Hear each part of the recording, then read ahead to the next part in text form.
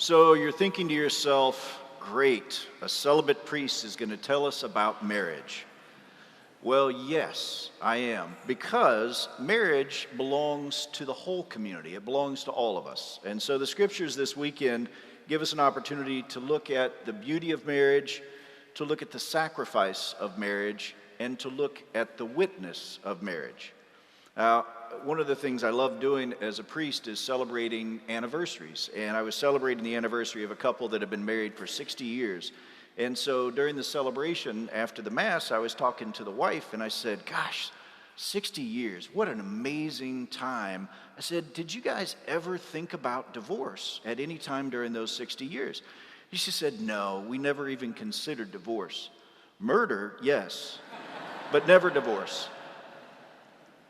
You know, the challenge of marriage is we live in a culture that has a very different starting point. And as Christians, we need to be clear about what our starting point for marriage is. And it comes from our first reading today. There's two parts in Genesis that are extremely important for marriage. The first is that both men and women are made in the divine image.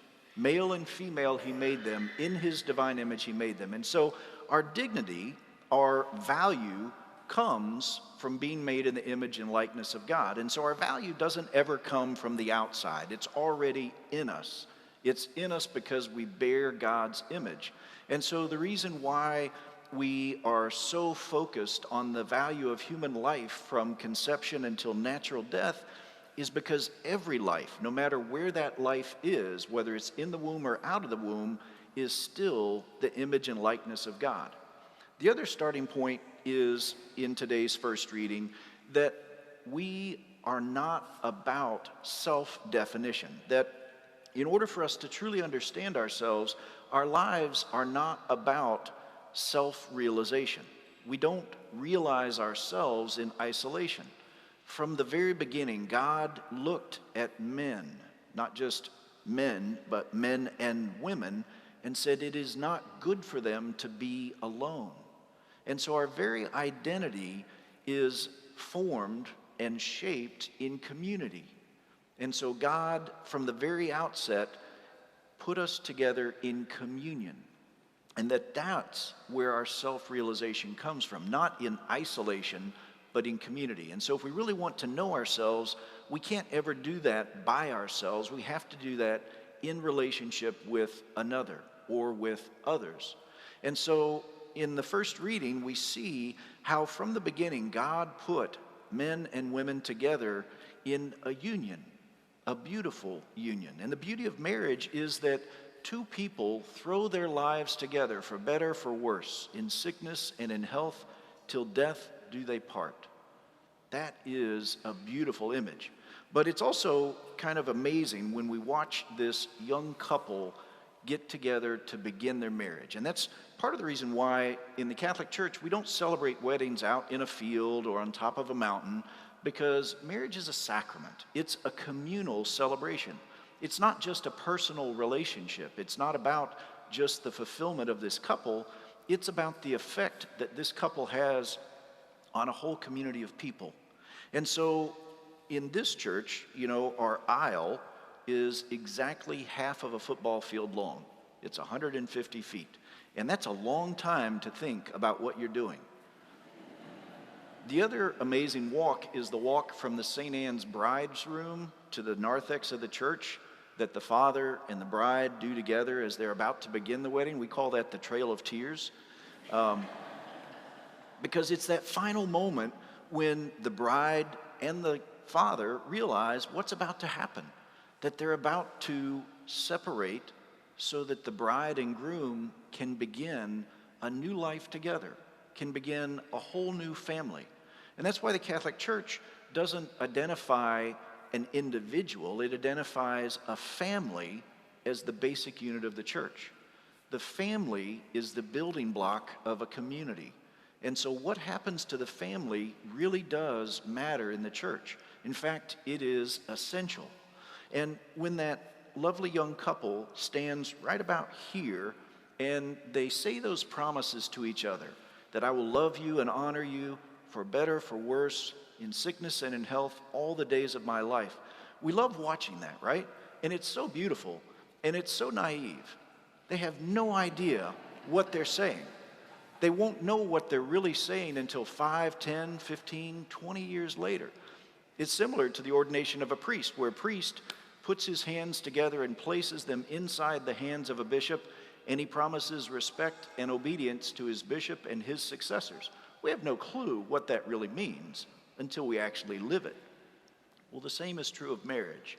Marriage is lived on a day-to-day basis. It begins with the wedding, but it's lived by a lifetime of faithful commitment.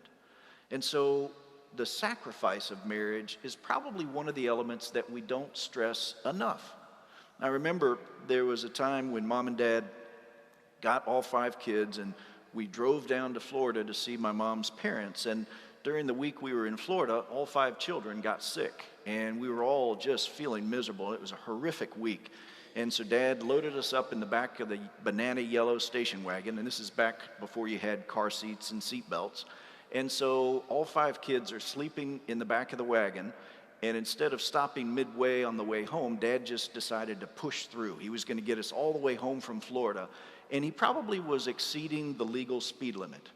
And so we, of course, got pulled over, and the police officer walked up to the car, and he shined his light in the back of the wagon, and he saw all 5 kids sprawled out in the back, and then he shined the light on my dad, and he saw his face, and he said, "Sir, keep going."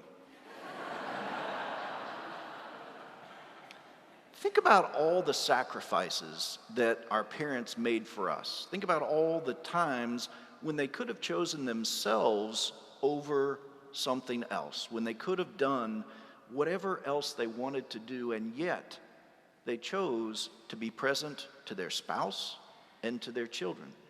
You know, our second reading today talks about a sacrifice. It talks about how Christ, who was equal with God the Father, lowered himself below the angels to come and take on the form of humanity. And he did so in order to sacrifice himself for us. Well, that's the same thing that happens in marriage. You see, when 2 people get married, the husband and the wife, prior to their marriage, might have been living their lives for themselves, but the day they get married, their life ceases to be about themselves. From that moment forward, their life is lived for others. When the husband marries his wife, he knows that his life is now dedicated to the service of his wife. And the same thing, his wife knows that her life is now dedicated to the service of her husband and her family. Now, St. Paul has that great reading where he talks about how husbands should love their wives as Christ loves the church. And elbows get thrown with that reading all the time because husbands are thinking that it's just endorsing their dominance in the family. And that is the exact opposite of what St. Paul is talking about. He uses the image of Christ and his church because Christ was willing to die for his bride, the church. And so husbands need to be willing to die for their wives. Wives need to be willing to die for their husbands because marriage is about sacrificial love. That's why the witness of marriage is so important in our community, because marriage is a personal relationship. That's how 2 people become attracted. But what we also see in the first reading is that God is involved in drawing these 2 people together in order that their love for each other might be about more than just themselves, that it might grow into something that witnesses to divine love in the community. Now, in kindergarten, we have what are called centers. And one time, about 10 years ago, I saw one of our dads coming into the school, and I asked him, "Hey, what are you up to?" And he said, "Oh, I'm going to kindergarten to help out with centers." And there's nothing wrong with that. It's just not common. And so I was curious, and so I saw him after he finished helping out with the little centers in kindergarten. I said, "Well, how did it go?" He said, "It was pretty good. I had a nice time. I know which boys I've got to keep an eye on." But you know what's beautiful about that? Is even when his daughter was in kindergarten, he was already thinking about how to prepare her for marriage and who would be a suitable partner for his daughter. We really do need to be a community that teaches our children and prepares our children for marriage. And we need to help our children understand that marriage does involve sacrifice. A marriage without sacrifice is really not much of a marriage at all. And so we probably need to focus more on cultivating those qualities in our children that will help them to be successful in marriage, that will help them to have a fruitful and beautiful marriage that gives witness to the love of God. And that witness is so important. That's why we call marriage a sacrament, because these two people take their lives and they bring them together and invite God to use them as a sign to the whole world of what divine love looks like. Now, it's not perfect. It's not easy. And that's why in the gospel today, when Jesus teaches about divorce, his apostles take him aside privately and they ask him about that, because it seems a little harsh that marriage has to last forever. And instead of watering down what he said, Jesus doubles down and says, anyone who divorces their spouse commits adultery. And so, of course, that places us in a very, very difficult situation, because we know about half of the population probably is going to experience divorce. And within the Catholic Church, we know the tremendous sadness that so many Catholics who go through a divorce feel that they no longer have a place in church. And so it is incumbent upon us to knock down those fallacies surrounding divorce. A Catholic who is divorced is not excommunicated. A Catholic who is divorced does have a place here at Mass in the church. A Catholic who is divorced is worthy of our hospitality and our friendship. And so it's incumbent upon us to hold two things in tension: to hold up that beautiful image of marriage, to hold firmly to the understanding of the permanence of marriage, and at the same time to be about reconciling those who have experienced the tragedy of divorce, and to draw them both together into the love of God. You know, at the end of the gospel, Jesus says, "Let the children come to me. Do not hinder them." And of course, most of the time we think he's talking about little kids, but he's actually talking about us, because we are all God's children. And we should not be an obstacle to anyone coming close to the Lord. In fact, we should be the opposite.